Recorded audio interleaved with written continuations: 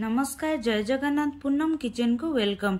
मु आज गोटे टेस्टी मटर पनीर पालंग तरकारी देखा जाऊँगी।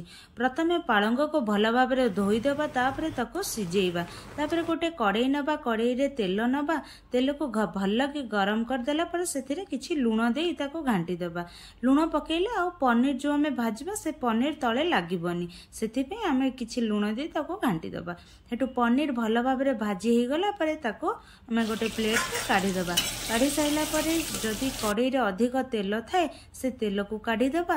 तापरे सेथिरे आमे जीरा देबा। जीरा परे अदा रसुण टमाटो पियाज डालचीनी गुजराती गोलमरिच सुखिला लंकार बटा को पकेबा। सेथिरे लंका गुंड किछि पकेबा, हळदी गुंड पकेबा, स्वाद अनुसार लुण पके ताको भल भाव में कसी देबा।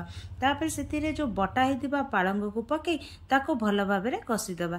तापरे सेथिरे ग्रीन मटर पकेबा, ताको भी भल भाव में कसी देबा। से कसी हे गला परे तापरे कस्तूरी मेथी पत्र को पकेबा।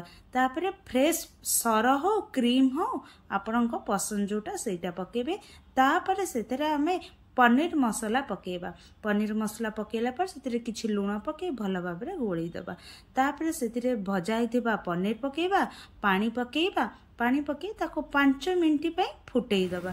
बस रेडी आमर मटर पनीर पालंग तरकारी।